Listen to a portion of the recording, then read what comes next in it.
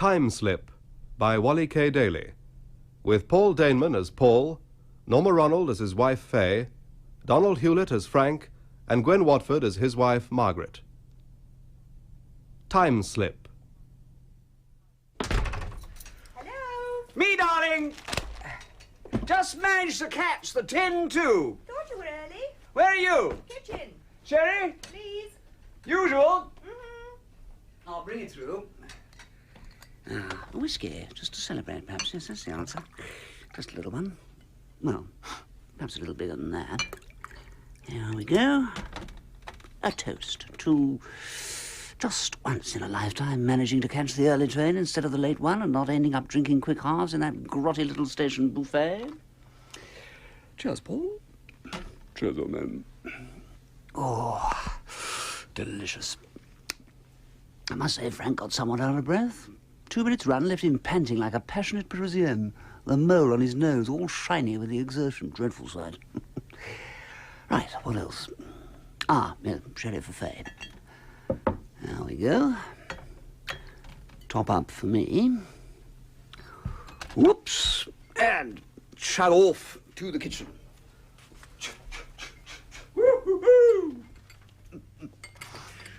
So there you are, little lovely. Slaving over... What is it? You're early? Welcoming peck for hubby, perhaps? Mm-hmm. 1 sherry medium, as per request. Put it down a sec.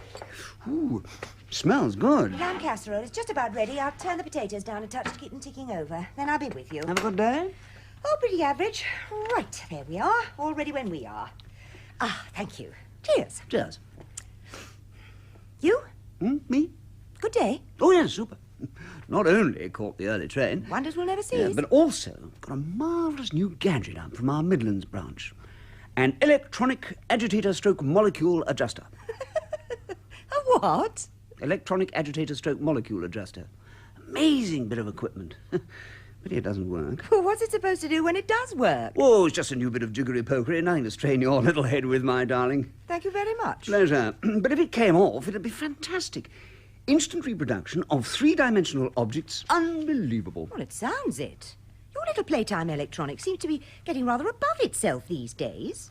Well, it's the takeover that's done that, you know, and a very good thing, too. No job for a grown man playing around with electronic pastimes all day. Oh, come off it. You both had a whale of a time at first.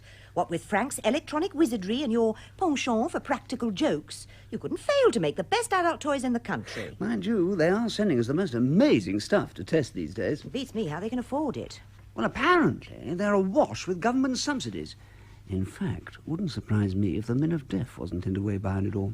Min of Death? Ministry of Defence.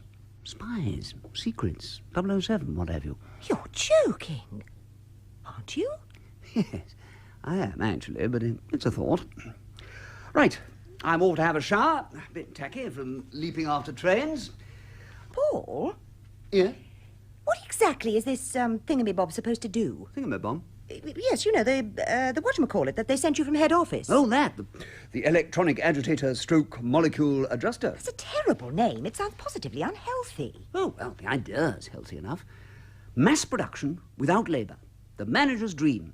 And the shop steward's nightmare.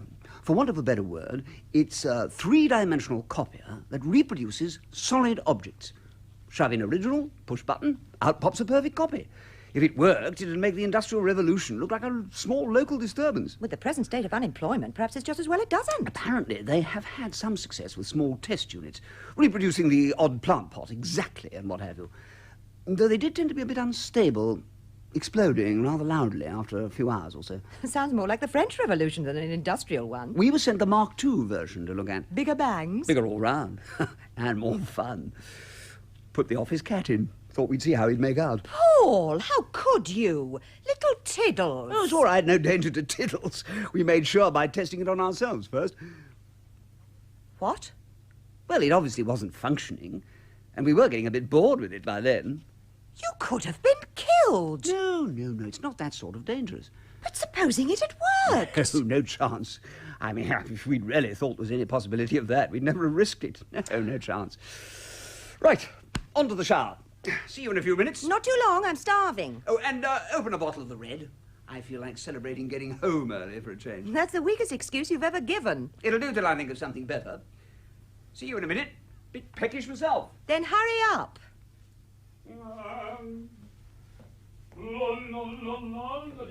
Oh, why can't he sing something else? The joke bathroom song of all time. Well, better open the red and check the veg. Oh, Paul!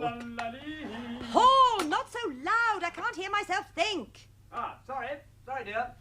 Oh, thank the Lord for that. Now, where's the bottle opener?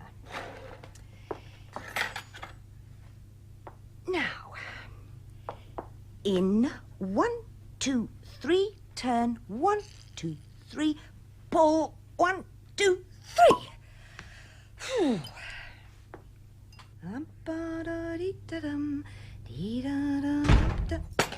What on earth?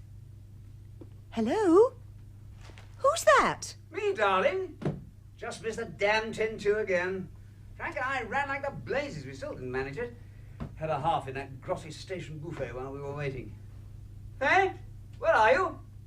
Kitchen. Ah, sherry? No, thank you. I've just had one. Oh, it's a bit unusual, isn't it? Before I get back, you're not turning into a secret squiffer, are you? So, here you are, my little lovely. Smells good. Welcoming peck for hubby, perhaps? No welcoming peck. Faye? What is it? You look as though you've seen a ghost. What on earth are you looking at me like that for? This time, you have gone too far. What? Much too far. All right.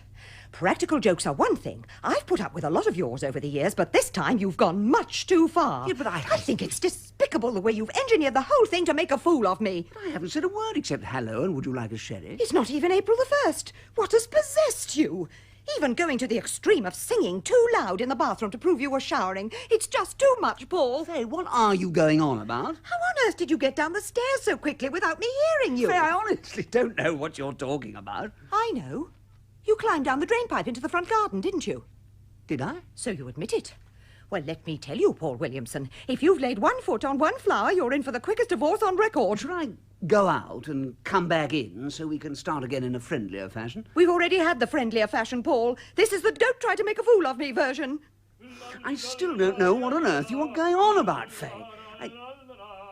Incidentally, who is that singing my tune? Don't you realise, Paul, you've been twigged. Rumbled, the joke's misfired. All that talk of putting little tiddles in the reproducer after you and Frank getting in to try it first. Just to set me up to make a fool of me with one of your silly practical jokes. Well, this time you have gone too far. You may well look aghast, Paul. I am truly furious with you. How did you know about the reproducer and little tiddles? And who the hell is that singing upstairs? Stop it, Paul, or I shall walk out of that front door and never come back. See? Your tape has finally run out. Now, will you confess? Where are the clean towels, darling? Oh, cleverer and cleverer. In the airing cupboard, of course. Thank you. Now someone's calling you darling. Good Lord. You've got a man upstairs. The singing... I shall show you who that is, Paul. Your bluff is about to be called. Why not come down here, little tape recorder? There's someone to see you. Now, Paul, let's see you get out of this one. I may be a programmed automaton who always calls out the same reply so you can set up a tape recorder to answer my answers. But let's see if it can also manage to walk all the way downstairs. Now, that would be a clever little recorder, wouldn't it?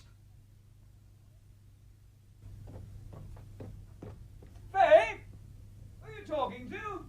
You sound a bit upset. Why do you keep calling me a recorder? I was simply...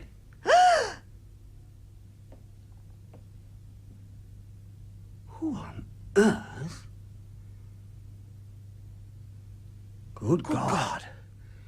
It's me.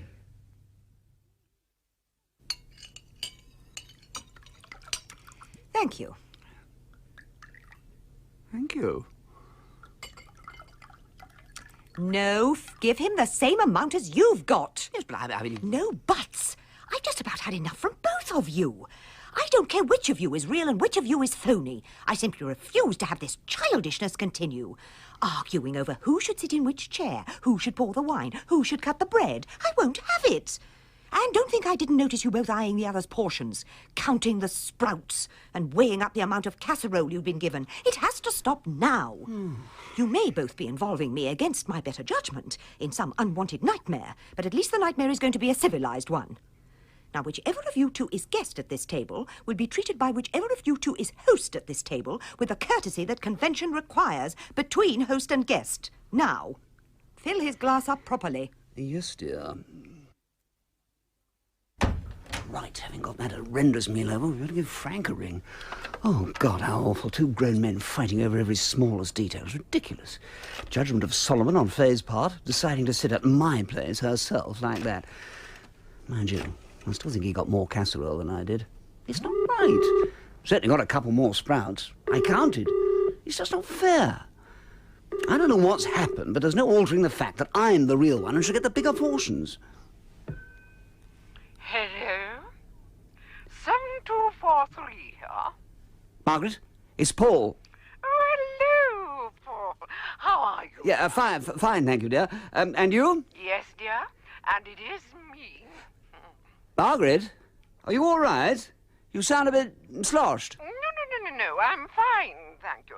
I just sound like this because I'm a bit sloshed, that's all. Oh, well, that explains it. Thought it might. Look, Margaret, I'm sorry to bother you, but, do you think I can possibly speak to Frank?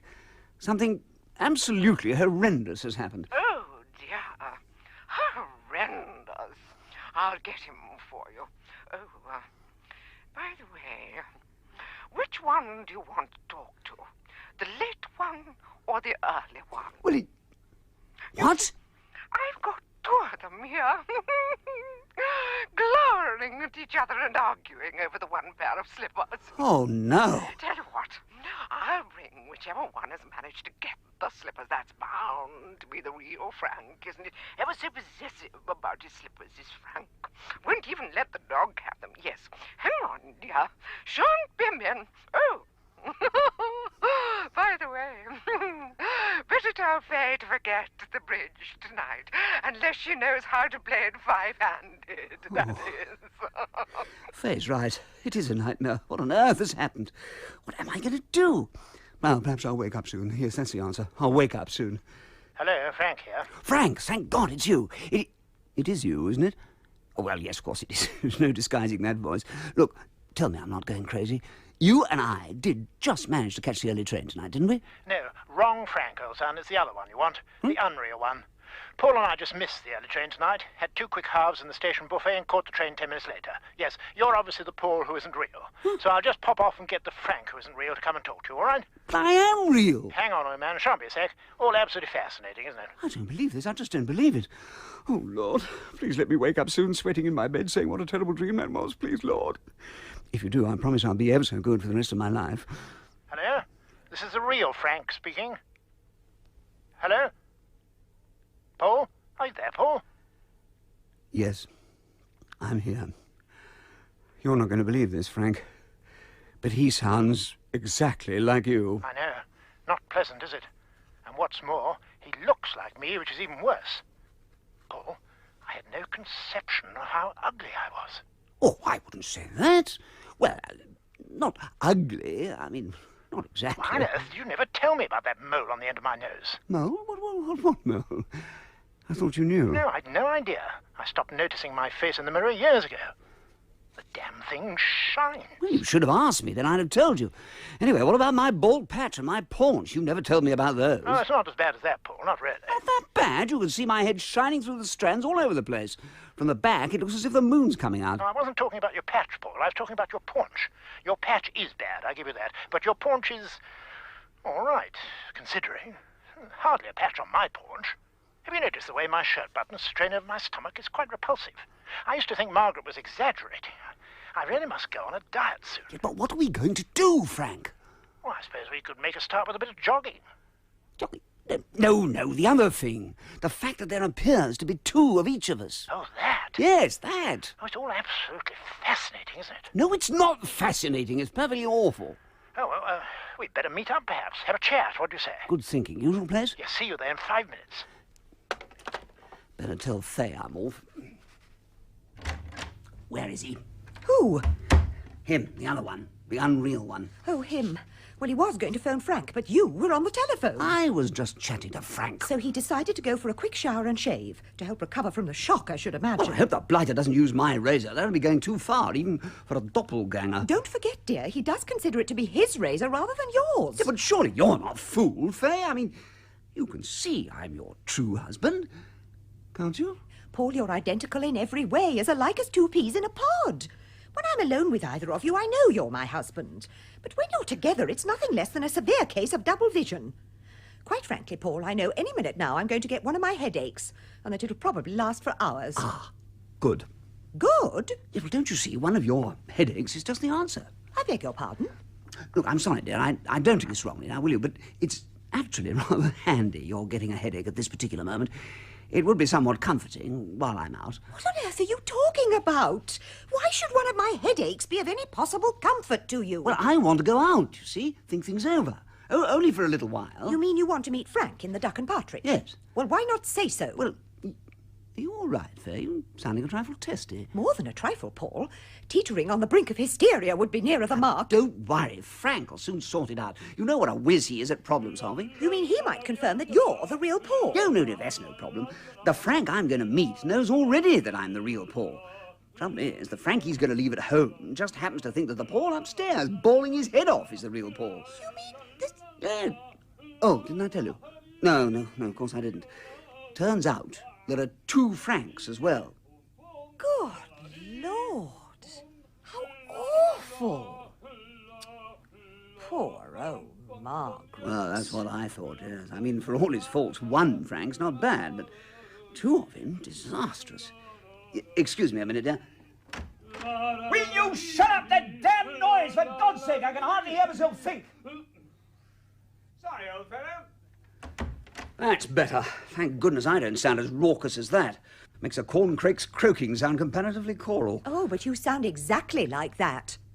Ah. Well, in future, feel free to give me a shout if it gets out of hand, all right? I do, all the time. Well, I'll start taking notice from now on. Right, well, I better be off. Have my little think and drink with Frank. You still haven't explained why one of my headaches is such a comfort to you. Ah, yes. Headaches. Well, it's a little delicate, you see. How can I put this without you getting upset? I'm going out, yes? Yes? And someone who looks not unlike me, but isn't me, is staying in, yes? Yes? Yes. And sometimes, in more normal circumstances, in the middle of the week, like tonight, for instance, occasionally when I'm having a shower and you're feeling in a, well, for want of a better word, a playful mood, you quietly creep upstairs and you... Yes? Yes, through the shower curtain. Paul! How could you even think of such a thing at a time like this? I'm sorry, dear, but it's just that I am going out and he is staying in, showering. And he does look like me, and you might just forget that he's not really me. So, all in all, one of your headaches seems to be the most sensible solution all round. You mean I might... with another man? How dare you even consider such a thing? I am a respectable married woman and have been for more years than I care to contemplate. Headache or no headache, I wouldn't dream of...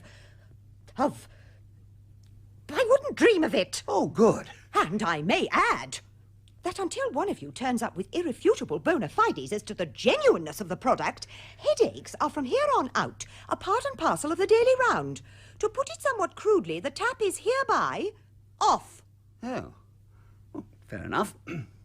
Goodbye, Peck. See me on my way, then? Certainly not. For all I know, you're the imposter. Faye! How could you? Evening, Harold. Evening, Frank. Paul arrived yet? Can't say I've seen him, and no reaction of outraged customers finding false eyeballs in their glasses, so chances are he hasn't. Better make it my round, then. Usual? Please. Oh, on second thoughts, make it a large one. You always have a large one. Well, make it a larger than large one. It's been a long day, and I have a feeling it's going to be an even longer evening. Very good. There we go. Better help yourself to ice when you've sipped it down from the brim a bit. Yes, good thinking. Hello, here's Paul now. Harold, Frank. Evening. Usual? Please, yes. Oh, second thoughts. Better make it a large one. But you always... Right. Have to put your own ice in mind. Fair enough. Oh, and could I have a packet of crisps while you're at it? Crisps? Please. Yeah, I'll have one as well. Right. There you go. Another larger than large for Paul, plus 2 packets of crisps. Oh, take it out of that, Harold. Get yourself one as well. Many thanks. Don't mind if I do. Shall we go over to the other side? It's a bit quieter. Yes, yes.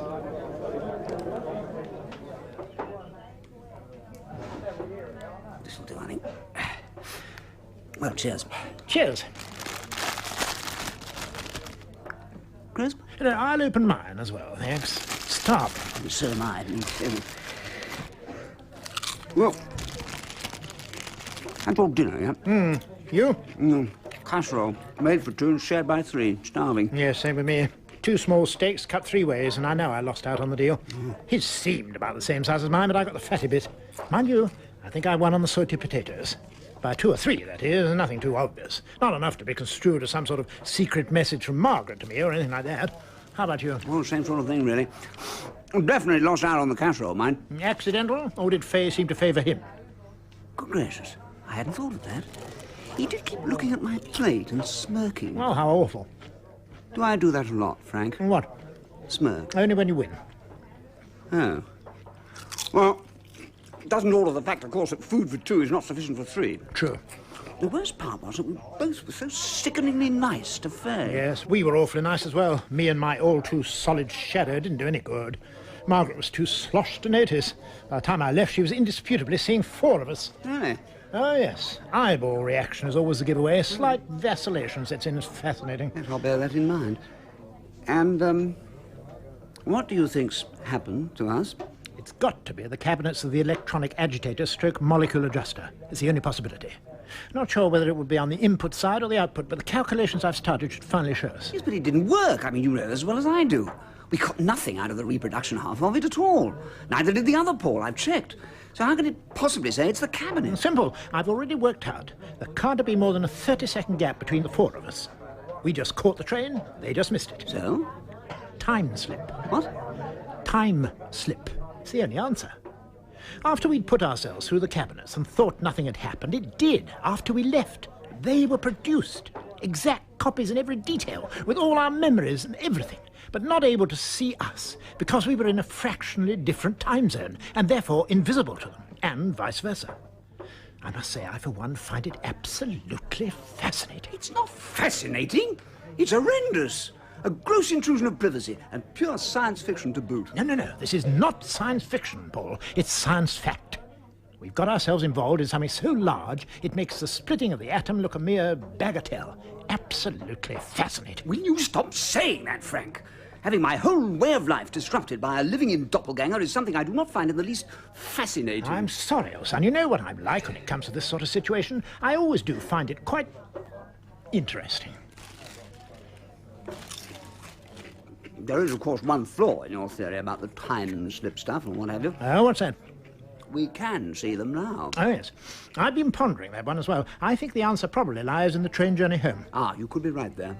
Some damn funny things happen on British Rail these days. Somehow, the reality of the journey home has put us all in the same time zone. And left our poor, bemused wives with a distressing surfeit of husbands. A coffee cream this time, perhaps? No? No, a pepperminty one. Oh, there we are. Only me. I'm in the lounge. Come on through. So there you are. I'm just having a pigging session. I must say, you look ever so cosy stretched out there on the settee with a box of chocolates on your lap. I'm comforting my headache. Would you like one? They look delicious. They're left over from Christmas. They're not liqueurs, are they? No. Oh, good. In times of stress, I always find myself escaping to the sherry. I'm only just recovering. Took 3 black coffees before I even dared contemplate swaying across the lawns. Bit too much escaping, eh, Marge? Oh, yes, with a vengeance. I must say, at my time of life, I'm not used to these kind of goings-on. Well, I must say, at my time of life, I'm not exactly blasé about it. Honestly, they were like 2 kids at dinner. arguing over every little morsel. Same with mine. After dinner, they had an argument about who should have the one pair of slippers. Ended up with one slipper each, which must have been awfully uncomfortable. I mean, hop, hop, hop.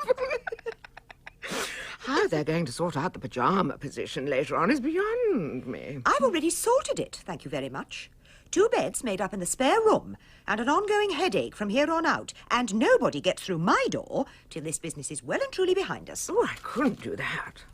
I'd have to take a hot water bottle to bed with me, and I'd be forever losing it. No, I was thinking more in terms of one either side of me, like bookends. Could be quite fun. Margaret, what would the neighbours say? Free to the neighbours, that's what I say. You know, being quite honest, I think in the end I could come quite to terms with all of this. I mean, it could actually grow on one. The thought of having 2 men about the house doing the odd job and things, competing with each other to be the favourite, except, of course, that Saturday nights could prove to be a bit of a problem. Saturday nights? Just ignore me, dear. I was thinking out loud for a second. Where are your boys, by the way? Boys? Paul's 1 and 2. Sounds like a Vatican history lesson, doesn't it? They're both out. One went to have a think after phoning Frank, and the other also went to have a think after phoning Frank. And both my Franks also went out, also to have a think after their various phone calls from the various Pauls. So it's the duck and partridge yet again. Probably. Do them good to have a little natter. Must be very worrying for them as well. I know I wouldn't like to see myself looking quite as real as that. Very disquieting. Well, as long as they don't all end up standing at the same bar. It'll kill Harold's business stone dead. Never thought about that. Be worse than those pink elephants that occasionally come out of his ceiling, wouldn't it? Do they? Oh, yes. I keep meaning to mention it, but I never seem to get round to it. It's probably just as well. But why wouldn't they believe us? With your reputation as a practical joker, the chairman would just chuckle and say, that's a good one, Paul lad. Keep cheery, that's the answer, and you go on checking that new thingy we sent you, and down would go the phone. Yes, you could be right. But we must do something. There is another option, of course. What's that? Come to terms with it. How do you mean? Look, we love our work and our golf in about equal proportions, right? Well, yes. But work comes first with me. And with me, but golf is a very close second, yes? Well, yes. Right. Supposing there were 2 each of us. But there are 2 each of us. But permanently. Forever. One could be working while one was golfing, and vice versa. Half the week off, golf galore, no sense of guilt whatsoever. Because the other chap's just as brainy as we are, and will tackle any problems in the self-same fashion as we would. Oh, I'm sorry, Frank. No, it's just not hot. Though I admit it's a very tempting thought. I cannot condemn Faye to a life of ongoing headaches just to get myself a few extra rounds of golf. Oh, you could soon sort that out. How come? Turns each. What? She wouldn't know the difference. Well, of course she'd know the difference. I mean, God, Frank, this is appalling. I mean, you're talking about my wife, the lady I love, the woman I have chosen to spend my life with, alone. Yeah, without some awful undead creature sharing her with me. Well, just think about it. No. You're throwing away an awful lot of golf. There is more to married life than golf. Gives you something to do when headaches are in fashion. Frank, I will not even contemplate it. Every time I imagine I see that balding, paunchy, shambling wreck of a man that is me, I shudder. Do you realize that? I shudder. I mean, how could I have let myself go to seed like that? It's nauseous. You should have warned me. You're supposed to be my friend. What about the mole on the end of my nose? Your mole, Frank, is neither here nor there compared with my baldness and shambling gait. Hang on. What is it? What did I just say? You're grumbling on about your shambling gait. No. Before that, without some awful undead creature sharing her with me. Tell me, what's the opposite to undead? Unalive, equaling dead. Exactly. Frank, I think I've just found the solution to my problem. I think I may be intending to commit the perfect murder. What? Now, don't you see? I'd be living testimony that I didn't kill him. How could they condemn me to a life of incarceration if they couldn't prove I was dead? Even though they had my body on a slab, they'd still have me standing beside it. Alive. It's foolproof. It's absolutely foolproof. Paul, could you really contemplate seeing yourself dead after you'd actually done the deed yourself, that is? Yeah, you're right. I couldn't. Well, let's hope he can't either, when he gets around to considering the same idea. You think he may? Absolutely guaranteed. Mathematical certainty. He is you, Paul, to the nth degree. He is you. Well, coming to terms with it seems a very valid answer to me. No, it is simply not on. I don't want two husbands, Margaret. I want one husband. And I can certainly quite happily do without double washing, double ironing, double cooking, double... all sorts of unlikely things. It's just not on. I'm monogamous by nature, and if I am to have an unwanted extra husband thrust on me willy-nilly... What a delightful name for a spare husband. I certainly don't want to end up with two who look exactly alike. All very well going on about it in this fashion, Faye, but you seem to have forgotten that it's a fait accompli. We've actually got two each of them. Well, fate will just have to be unaccomplished. One will have to go. They must quickly and amicably decide which version is real and which version is not. And the loser must go. Disappear immediately. Ah, Lord knows what we'll do. Mind you, we could have another double-double while we're thinking it over. Oh, yes, of course. I'm awfully sorry. I didn't see you empty. Crisps? Oh, please. Right. Back in a jiffy. Paul. Over at the door. Good God. It's you. Get down. Don't let him see us. Well, I'll be damned. The cheek of the man coming into my local like this. God knows what Harold will make of it. Evening, Harold. Frank? Paul arrived yet? Hey, hang on. We've already had this bit of conversation. Ah, here he comes, last as usual. Better be my round, I suppose. And talking about the usual, make mine a larger than large, would you, Harold? It's been a long day, and looks as though it could be an even longer night. Evening, Harold. Frank. Evening, Paul. Usual? Oh, yeah, please, yes. Oh, make it a large one. And a packet of crisps as well, if you would run to it. Yes, me too. I'm starving. Harold's starting to go puce round the cheeks. Looks as though he's about to explode. Yes, he's not got the greatest sense of humour, particularly if he feels he's the butt of the joke. You're right there. Remember the electronic spiders we brought in? Didn't speak to us for weeks. Yes. I think the best thing all round is for us to crawl through the tables on all fours, over to the side door there, and push off before they see us. What do you say? I think you're probably right. Yes, off you go then. You go first. I'll be right behind you. Fair enough. Here we are. Lovely, just what the doctor ordered. 2 larger than large, plus 2 bags of crisps. Take it out there. Would you, Harold, have one yourself? No, thank you, sir. No, thank you. What on earth's come over you, Harold? I haven't heard those words from you in years. I don't know what your game is, the pair of you, but I, for one, don't want to play. Pardon? So kindly take your drinks and your crisps away from my bar. Oh, come on, Harold, old son. It's your friends, Frank and Paul, you're talking to. What's the matter? I know what it is. The other 2 have been in here already. Ah, but of course. Why didn't I think of that possibility? Where are they? I can't see them. Must have gone. Perhaps they saw us come in and slipped out the side door. I asked you two gentlemen to move. You know, Harold, it's probably very difficult for you to credit this. And I do admit it does take a bit of swallowing, but there are now 2 each of us. 2 of Frank, and 2 of me, that is. And you've obviously served the other 2 already, which is why you're getting so miffed about us greeting you as if we hadn't seen you for days. Which, of course, we haven't. And you're probably even thinking we might be pulling your leg or I something. can vouch for every word he's saying, Harold. There's now 2 each of us. 2 Pauls, 2 Franks. Right, that's it. I've had enough. You've gone too far. Kindly give me my drinks back. Thank you very much, gentlemen. And the crisps, if you don't mind. Hey, steady on. And there's your money back, too. Now, will you both kindly leave my establishment? Oh, come on, Harold. That's a bit much. Out! Out! Yeah, but I say, look here, this is really out! a bit off.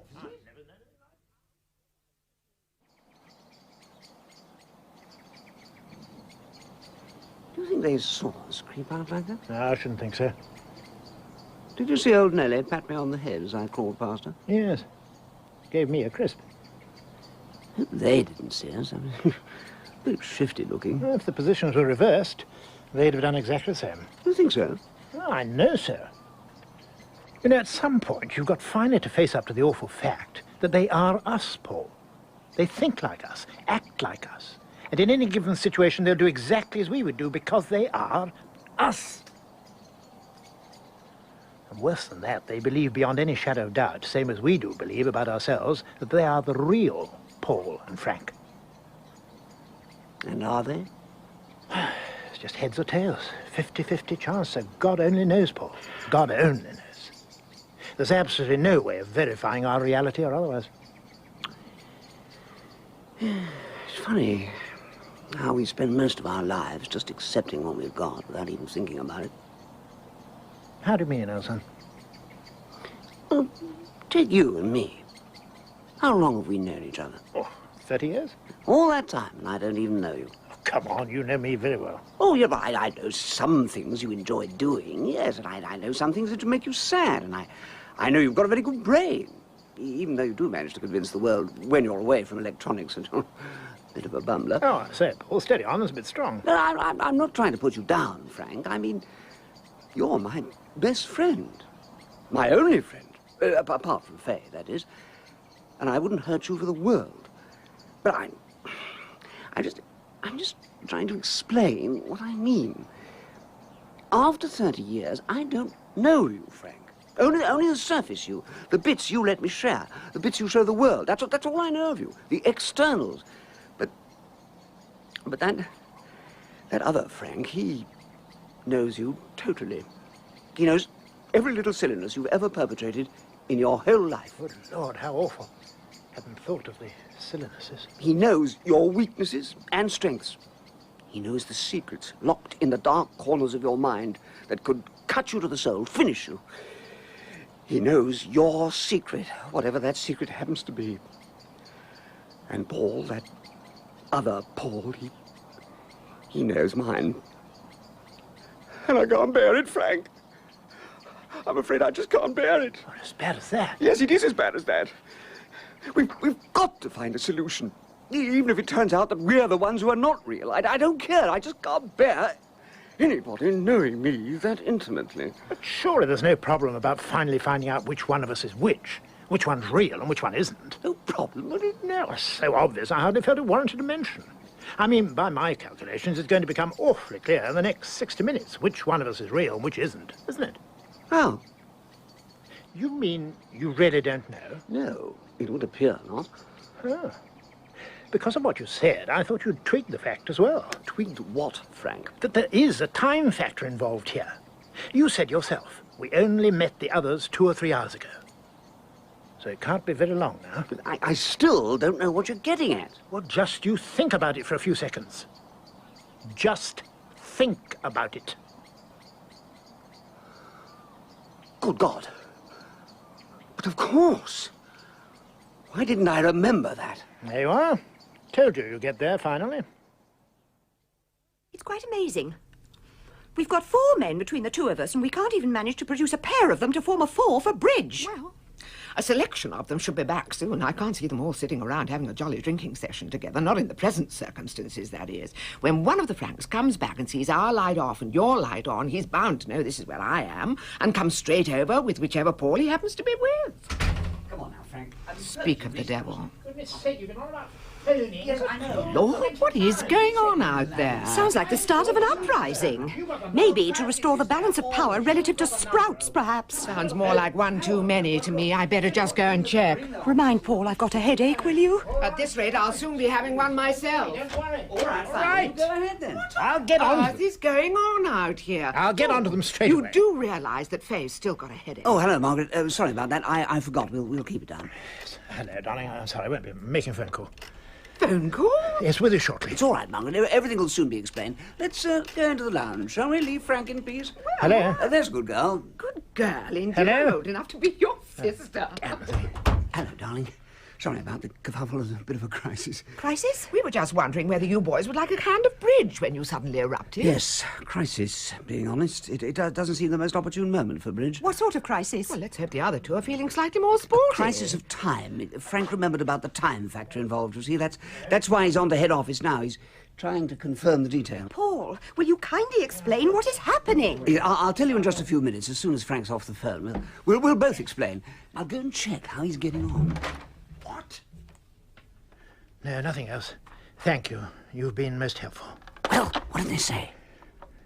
The average life of the reproduction was 3 hours, 27 minutes. And apparently, in a few cases in the early experiments, the reproduced subjects had a tendency to go slowly transparent. Eh? About 10 seconds before the end. My God.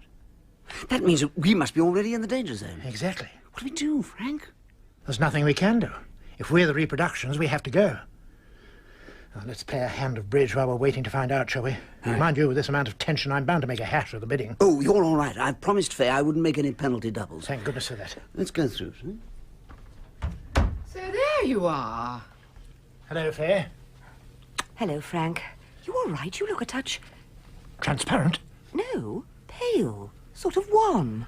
Oh, thank goodness for that. Take your seats opposite partners, please, gentlemen. Can the cloak and dagger now be removed and the secret revealed? Yes, I think it's about time to share our burden. Cut for deal. Margaret! The secret of all the frenzied activity is about to be revealed. I know that, but there's surely no reason why we can't go on cutting and dealing, is there? We've been hanging around waiting for a game for positively eons. You're right.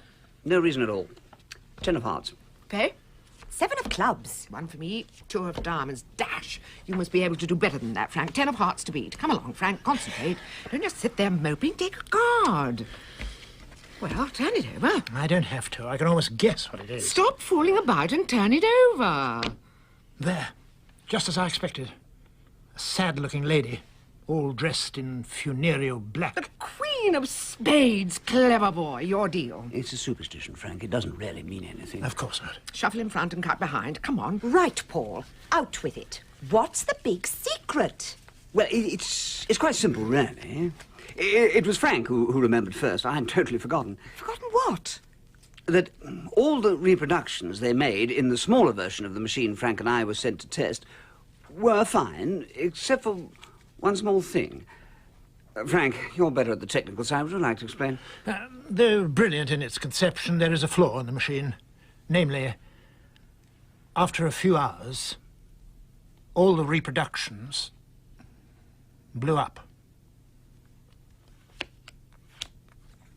They did what? They were perfect, but unstable. We checked. After an average life of 3 hours, 27 minutes, they just exploded, leaving no trace at all.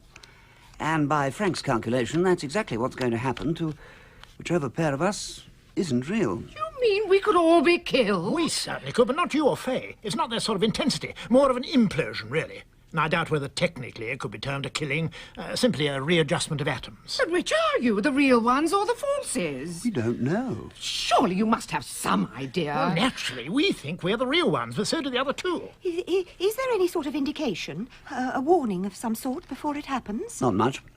Apparently some of the objects went slowly transparent 10 seconds or so before they exploded, and some didn't. Apart from that, nothing. So, any time now, we could both just disappear. Bang. Of course, earlier reproductions weren't human, so we can't be scientifically certain. Oh, Paul, I've just thought of something. What? We must warn the others. They may not have thought of it yet. Good Lord, you're right. I'll go and ring the pub, try to catch them before they leave. Good thinking. Can't it wait till after the bidding, dear? I've hardly had time to look at my card. No. Time is rapidly running out, I'm afraid. This is turning out to be the funniest game of bridge I've never not had. You see what I mean, that Well, is. just hang on for a little while, Margaret. It could get even funnier. Heard the one about the exploding bridge player? Faye, it is not a matter for jocularity. I agree with you. Bridge is certainly one game that can do without this sort of levity. I'm not talking about bridge, Margaret. I'm talking about the fact there's a 50-50 chance any second now Paul and I will be whipped off into limbo, disappearing off the face of the earth unmourned, because to all intents and purposes we'd still be here. What do you do then, Margaret? You're my wife. You tell me, what do you do if I'm suddenly whipped off? Play three-handed till the real one turns up, perhaps? Oh, you just don't care, do you? You just damn well don't care, and never have done. Give you enough bridge, enough medium dry sherry, and enough of my income, and you'll plod along quite happily with any old Frank. Frank, how dare you say such a thing? Because it's true. Oh, come on, Frank, be fair. If you set Margaret up with a loaded question like that, what can you expect? If I explode, I'm not real, what will you feel? Faye, what a lovely little poem. I just expect a little bit of understanding, that's all. Because if it does happen to be me, I personally will be very, very upset. Oh, managed to catch them? No, afraid not. At least I don't think so. Harold was acting a bit strange. Paul, will you please take your seat and we can get on? Right. Now let's see what fate has decided to deal me. Are you going to bother picking your cards up or not, Frank? Oh, sorry, miles away. Well, So that's what Faye thinks of me at the moment. Good Lord. I know it's bad form to say anything, but with a once-in-a-lifetime hand like this, a man could die happy. I'm going to bid a straight grand slam in no trumps, all by myself. What? All 13 tricks to be won, and no problem at all. Why are you all looking at me like that? It's virtually a lay-down, apart from one finesse. Well? Frank, old friend, I don't want to worry you, but we can see right through you. I'm not bluffing, Paul. This is quite honestly the best hand I've ever been dealt in my whole life. I don't mean that sort of see through you, Frank. I mean literally see through you. You're slowly going transparent. You think... I'm afraid so. This is incredible. Look! You can see right through my hand. It's fantastic.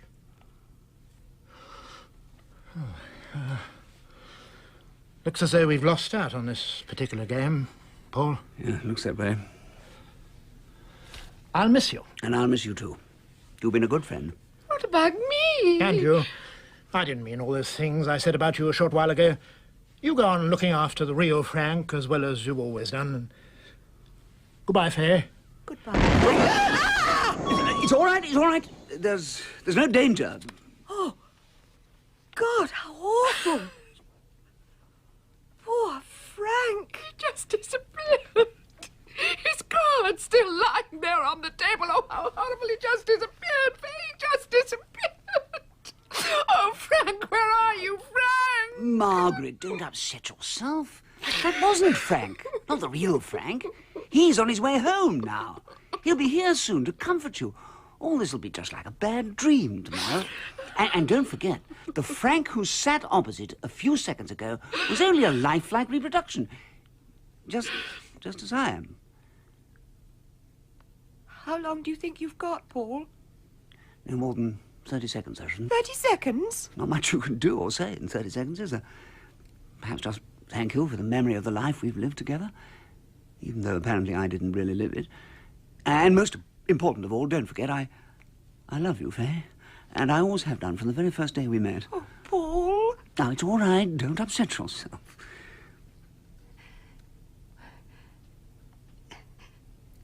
Will there be any warning, like there was with Frank? I don't really... There, dear. Don't take it so hard. Remember what Paul said. But they were so real, Margaret, so awfully real. Here they are now. Oh, thank God. Dry your eyes, dear, so that they can't see how upset you've been. We race back. Frank suddenly thought about the early small-scale experiments. We thought we'd better warn the others in case they'd forgotten what happened. There's a time factor involved, you see. Are they upstairs? You're too late. You mean... They blew up. One after the other. They blew up and disappeared before our eyes. It was awful. Absolutely awful. They've gone. Oh, we are the real ones. We are the real ones. We are the real ones. We are the real ones. Stop it! How dare you be so pleased? Two people who were as real as you are have just died in this room. Whatever they were, wherever they are, they deserve better than this. Sorry. You're right, of course. It is unforgivable of us, but we have been under something of a strain, you see. I mean, at one point we began to think that perhaps they were the real ones and we were the reproductions. Yes, we had no way of mathematically confirming it. It could so easily have been us. Until they exploded, that is. But, sorry, all the same, you're right, it's unforgivable. No, it's all right. I lost my temper, I'm sorry. We've all been under a strain, and it was... Yes, no, try to forget it, Faye. The nightmare's over now. Yes, it's over. Come and sit here, Frank. Let me just have a look at you. All right, dear. We'll go home soon, shall we? Oh. It's been a long day. Perhaps an early night. Oh, yes, please. No more bridge for tonight. I'm sorry, Faye, I didn't mean to upset you. But the relief, I just can't begin to tell you. That's all right. You weren't to know how upsetting it was for Margaret and I. Funny thing is, my headache's gone completely. That's the best news I've heard all day. Paul, you're incorrigible. Right. Just let's look at the cards we would have been playing with, and then we'll call it a night, shall we? Oh, right. Oh, cool. What a terrible hand. No wonder he decided to take the easy way out. Paul? Sorry, dear. But look at this. I just don't believe it. With a hand like this, a man could die happy. Don't say that, Frank. That's exactly what he said, and look what happened to him. You're just testing fate, saying something like that. But I ask you, a lay-down grand slam in no trumps, apart from one finesse, that is. Oh. What is it? Why are you all staring at me like that? Is anybody there? You're fading, Frank. Just like the other one. You're becoming transparent. Paul, do something. Don't just sit there. Do something. There's nothing to do. I mean, the whole situation's impossible. The other two have gone. We must be the real ones. This chance can't be happening. It can't. Paul, what can I do? Help me. Help me, Paul. What can I do?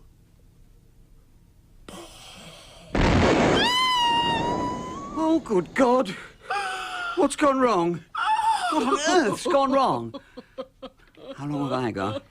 Faye, how long before the other, Paul? 15 seconds. He thought it would be longer. 30 perhaps, but it was only about 15. He just had time to tell me that he loved me. Then there was the explosion and... I don't understand. I just don't understand. Neither do I, Paul. Neither do I. Paul. Oh, Paul. I love you. Oh, what are we going to do, Faye? What are we going to do? We've got to call the police. But what can we say? That our husbands exploded before our eyes twice? Oh, Faye, I couldn't bear the looks in their eyes. Leastways not while I'm this upset. No, of course you're right. But we must do something, Margaret. But Frank, what am I going to do without him? And the awful thing is that he was right about me. All those things he said were true. I do like my bridge too much and my sherry too much. Come to that. Oh, if only he'd come back. I'd never sit down at a bridge table again. Well, what about me? I was just as bad. I never showed my poor little Paul the love and affection he needed. No, it was always midweek headaches and feeling a bit off colour all the time. Oh, Margaret, I miss him so much already. If only he'd come back to me.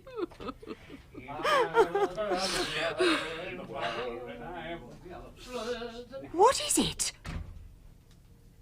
Listen! Hello, darling. I'm back. Is Margaret here? I've got Frank with me. He's a little bit 7 sheets in the wind, as they say, but I am as sober as a judge, so don't throw anything when I open the door. What ho, girls? Well, Frankie here with Polly boy. Darling! Are you here, darling?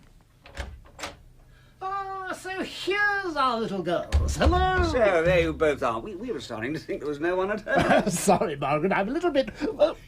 Hey, you two all right? You look as if you've seen a ghost. You haven't been tiffing, have you, girls? Over two-handed bridge, perhaps. Terrible game for tiffing, you know. Sorry to be late, dear. I missed the early train. Missed the later train. Missed every blooming train. In fact, both Frank and I have a little confession to make. Yeah. Frank? Yes. We have both been out celebrating. Too well, I'm afraid. Well, we had a new machine sent from head office today. It's the most wonderbar machine in the whole world. Yes, and it worked. It actually worked. Amazing. Well, not amazing. Unbelievably fantastic. Three-dimensional, walking, talking reproductions of human beings at the press of a button. Did they arrive safely, by the way? They arrived.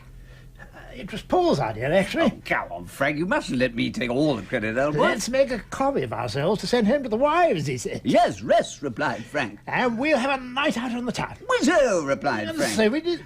I say, is everything all right, girls? You both look a bit peaky.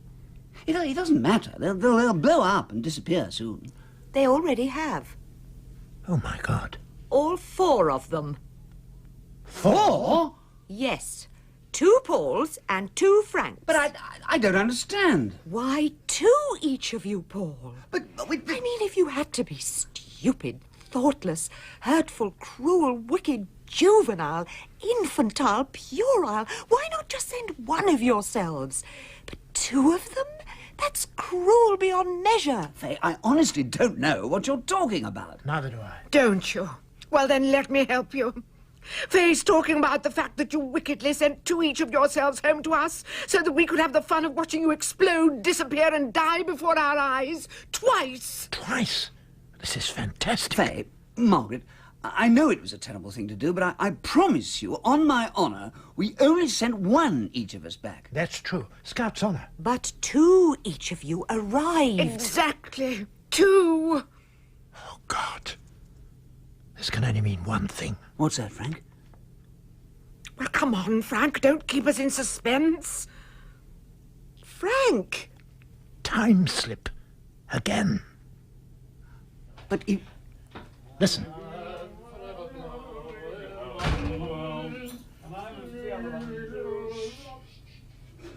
Hello, darling. Oh, no. In Time Slip by Wally K Daly, Paul was played by Paul Daneman, Frank by Donald Hewlett, Margaret by Gwen Watford, Faye by Norma Ronald, and Harold the Barman by Eric Allan. Time Slip was directed by Martin Jenkins.